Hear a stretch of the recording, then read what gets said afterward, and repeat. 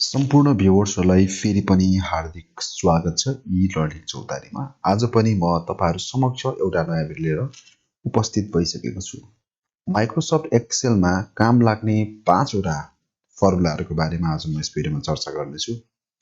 यहाँदेखि top 5 most important useful formula in Microsoft Excel भन्ने आजको भिडियोको शीर्षक रहनेछ। यो भिडियो हेरिसके पश्चात तपाईहरु पनि माइक्रोसफ्ट एक्सेलका यी महत्त्वपूर्ण 5 फर्मुलाहरूको बारेमा चाहिँ विस्तृत रूपमा तपाईहरुले जानकारी पाउनुका साथै तपाईहरुले चाहिँ विस्तृत रूपमा यी फर्मुलाहरूलाई युज पनि गर्न सिक्नुहुनेछ।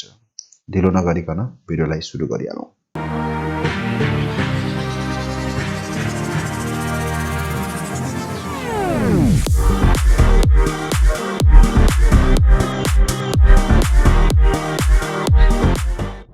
साथीहरु, भिडियो सुरु गर्नुभन्दा पहिला म तपाईहरुलाई के भन्न चाहन्छु भने यदि तपाईहरु च्यानलमा नयाँ हुनुहुन्छ भने कृपया सब्स्क्राइब गर्नुहोला। धेरै साथीहरुले यो भिडियो हेर्नुहुन्छ र हेरिसके पश्चात सब्स्क्राइब नगरिकन जानुहुन्छ। कृपया यस ई-लर्निङ चौतारीको हाम्रो सब्स्क्राइबरहरुको अहिले जुन मेम्बर रहेको छ लगभग 6500 हामीले क्रस गरिसकेको छौं। हामी छिटै नै 10K पुग्ने यात्रामा छौं। त्यसैले चाँडोभन्दा चाँडो तपाईले चाहिँ सब्स्क्राइब गरिदिनु होला। र मैले भर्खरै मात्र माइक्रोसफ्ट वर्ड, एक्सेल र पावर पोइन्टलाई समेटेर एउटा नयाँ कोर्स तयार पारेको छु। जुन कोर्स तपाईहरुले अहिले केही समयको लागि 50% डिस्काउन्टमा किन्न सक्नुहुनेछ। त्यसको लिंक म भिडियोको डिस्क्रिप्सन र कमेन्टमा पनि पिन गरिदिनेछु। तपाईहरुले त्यो हेरेर त्यो कोर्सलाई पर्चेज गर्न सक्नुहुन्छ। र साथीहरु, अब भिडियोको मेन मुद्दातर्फ हेर्न सक्नुहुन्छ। मैले यहाँ एउटा डाटा दिएको छु।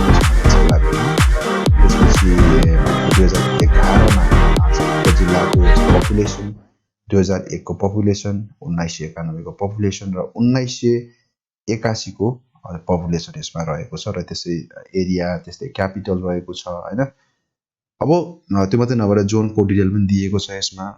अब यो डाटालाई म युज गर्न गइरहेको छु आज। यदि तपाई यो डाटाको बारेमा चाहिँ युज गर्न चाहनुहुन्छ भने म यसको डाउनलोड लिंक भिडियोको डिस्क्रिप्सनमा दिनेछु। तपाईहरुले चेक गर्न सक्नुहुनेछ र त्यो फाइललाई तपाईले डाउनलोड गरेर चलाउन पनि सक्नुहुनेछ है त।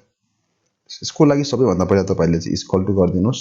अब सबैभन्दा पहिला म तपाईलाई के भन्न चाहन्छु भने कुनै पनि फर्मुला युज गर्नुभन्दा पहिला तपाईले इक्वल टु युज गर्नु होला। अहिले मैले इक्वल टु युज गरे। अब म यहाँ तपाईहरुलाई जोड्न सिकाइरहेको छु है। अब जोड्नको लागि जस्तो तपाईले 1 + 1 यसरी पनि गर्न सक्नुहुन्छ, तर त्यसरी गर्दाखेरि तपाईको धेरै नै टाइम वेस्ट हुन्छ। त्यसलाई त्योबाट जोगिनको लागि तपाईले अत्यधिक युजमा आउने फर्मुला सम युज गर्नु होला। यसको लागि इक्वल टु SUM सम, त्यसपछि ब्र्याकेट ओपन, त्यसपछि जोड्नु पर्ने नम्बर सबैलाई सिलेक्ट गरिदिनु होला। जस्तै मैले हैन चाहिँ यहाँ देखि लिएर चाहिँ यहाँ तलसम्म जोड्ने काम गर्दै छु। ठीक छ, अझै पनि भइरा छैन। ल ठीक छ, मलाई यहाँसम्म जोड्नु छ। त्यसपछि मैले के गरे, ब्र्याकेट क्लोज गरे। त्यसपछि मैले गर्दै इन्टर। अब यहाँ हेर्न सक्नुहुन्छ यसले टोटल पपुलेसन देखाइरहेको छ। यदि मैले यहाँबाट क्लिक एन्ड ड्र्याग गरे भने हेर्न सक्नुहुन्छ यसले चाहिँ टोटल रिजल्ट यसमा शो गरिरहेको छ है त। यसरी हामीले चाहिँ यो टाइपको जोड्नु पर्यो भने तपाईले यो फर्मुला युज गर्नु होला, इक्वल टु सम है त।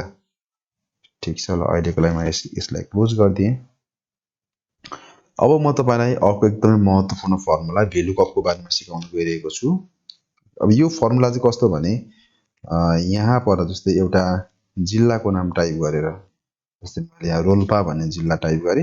अब यो रोल्पा जिल्लाको चाहिँ जनसंख्या कति छ त हैन, त्यो जनसंख्या पत्ता लगाउनलाई चाहिँ एउटा म फर्मुला युज गर्दै छु। यसको लागि इक्वल टु VLOOKUP, त्यसपछि तपाईले चाहिँ ब्र्याकेट ओपन गरेपछि लुकअप भ्यालु भन्ने यहाँले भनिरहेको छ। अब लुकअप भ्यालु कुन भन्दाखेरि चाहिँ यो पर तपाईको जिल्लाको नाम रहेको छ, त्यहाँ गएर क्लिक गर्दिनुस्, कमा दिनुस्। त्यसपछि तपाईलाई चाहिँ टेबल अरे मागिरहेको छ है, त्यो भनेको रेन्ज भनेर बुझ्नु होला। जस्तै मैले माथि पुराएँ, त्यसपछि यहाँ देखि लिएर चाहिँ यहाँसम्म हाम्रो रेन्ज रहेको छ। मैले सबैलाई सिलेक्ट गरे अन्तिमसम्म। त्यसपछि मैले फेरि कमा दिएँ है त। त्यसपछि यहाँ कोलम इन्डेक्स नम्बर भनेर भन्दै छ। कोलम इन्डेक्स नम्बर गर्दाखेरि तपाईले जहाँबाट सिलेक्ट गर्नु भएको छ त्यहीबाट गर्नु होला। जस्तै यहाँ चाहिँ छ 1 2 3 4 हैन। कोलम नम्बर 4 चाहिँ यसको चाहिँ कोलम इन्डेक्स नम्बर रहेको छ। त्यही भएर मैले 4 टाइप गरे, त्यसपछि कमा दिए। अब अहिले ट्रु र फल्स भनेर भनिरहेको छु। ट्रु भनेको चाहिँ तपाईको एप्रोक्सिमेट म्याच भनेर भनिरहेको छ र फल्स भनेको चाहिँ एक्ज्याक्ट म्याच भनेर भनिरहेको छ है। त्यसको लागि चाहिँ म के गर्छु भन्दाखेरि चाहिँ यसमा 0 टाइप गर्छु है त। त्यसपछि मैले ब्राकेट क्लोज गर्छु, त्यसपछि म गर्दिन्छु इन्टर। अब हेर्न सक्नुहुन्छ रोल्पा जिल्लाको जनसङ्ख्या कति रहेछ त, यहाँ यस्तो देखाइरहेको छ 2,24,506 रहेको छ भनेर देखाउँदैछ।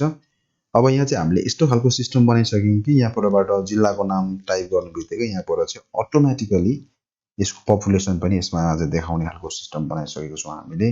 जस्तै मैले यहाँ चाहिँ उदयपुर भनेर टाइप गरेँ भने हेर्न सक्नुहुन्छ, सरी स्पेलिङ गल्ती भयो होला, उदयपुर ल हेर्न सक्नुहुन्छ उदयपुरको चाहिँ पपुलेसन देखाइसकेको छ। त्यस्तै मैले काठमाडौँ भनेर टाइप गरेँ, काठमाडौँको पपुलेसन यसमा देखाएको छ काठमाडौँ। ओके आई थिंक यसको साइज थोरै सानो भयो होला, हेर्न सक्नुहुन्छ काठमाडौँको पपुलेसन देखाइसकेको छ। त्यस्तै भोजपुरकोमा हेर्न चाहन्छु, भोजपुरको पपुलेसन देखाइसकेको छ। यसरी तपाईले भेलुकपको युज गरेर चाहिँ धेरै डाटाहरू छ भने तपाईले सर्च गरेर आफ्नो कुनै पनि डाटा खोज्न सक्नुहुनेछ। यो एकदमै युजफुल फर्मुला रहेको छ साथीहरु। त्यस्तै अर्को एउटा फर्मुला रहेको छ। अब तपाईलाई म्याक्सिमम सबैभन्दा ठूलो नम्बर पत्ता लगाउनु पर्यो है। भनेपछि के गर्ने भन्दा इक्वल टु गर्दिने, त्यसपछि म्याक्स, त्यसपछि ब्राकेट ओपन गरिदिनुस् है। जस्तै मलाई चाहिँ 2001 मा चाहिँ 2001 भन्दा पनि म 1991 को डाटा युज गर्दै 1991 मा कुन जिल्लाको जनसङ्ख्या सबैभन्दा धेरै थियो। अब त्यो गर्नको लागि म के गर्छु, सबै यो डाटालाई सिलेक्ट गर्छु, 4 सम्म मैले सिलेक्ट गरे अनि ब्राकेट क्लोज गरे, त्यसपछि गरे मैले इन्टर। अब हेर्न सक्नुहुन्छ अब यहाँ चाहिँ सबैभन्दा ठूलो जनसङ्ख्या चाहिँ यो जिल्लाको रहेको छ, सरी सबैभन्दा ठूलो नम्बर यो रहेको छ हैन। अब मैले यही नम्बर चाहिँ मासेर खोजे भने चाहिँ 6,75,000 भन्दा यो काठमाडौँको हुनुपर्छ। यदि मैले काठमाडौँ भन्ने ठाउँमा गएँ भने सम्भवतः काठमाडौँको यहाँ हेर्न सक्नुहुन्छ काठमाडौँको 6,75,341 सबैभन्दा ठूलो जनसङ्ख्या रहेको छ। ठूलो यानि कि धेरै जनसङ्ख्या रहेको छ भनेर तपाईले बुझ्न सक्नुहुन्छ। त्यस्तै मिनिमम, अब तपाईले मिनिमम भनेको चाहिँ सबैभन्दा सानो नम्बर पत्ता लगाउनु पर्यो भने इक्वल टु MIN मिन अनि ब्राकेट ओपन, त्यसपछि तपाईले फेरि यो सबैलाई सिलेक्ट गर्दिनुस् है। जस्तै मैले चाहिँ यहाँ माथिको नम्बरहरु मध्येबाट सबैभन्दा सानो नम्बर पत्ता लगाउन गइरहेको छु। मैले सिलेक्ट गरे, ब्राकेट क्लोज गरे, त्यसपछि मैले इन्टर गरे। अब हेर्न सक्नुहुन्छ सबैभन्दा सानो नम्बर 7,021 रहेको छ हैन त। यसरी तपाईहरुले चाहिँ सबैभन्दा सानो नम्बर पनि पत्ता लगाउन सक्नुहुन्छ। 7,021 भनेपछि यो पक्कै पनि मनाङ जिल्लाको हुनु पर्छ। मनाङमा 7,021 मात्रै पपुलेसन रहेको छ भन्ने यसले देखाइरहेको छ। त्यस्तै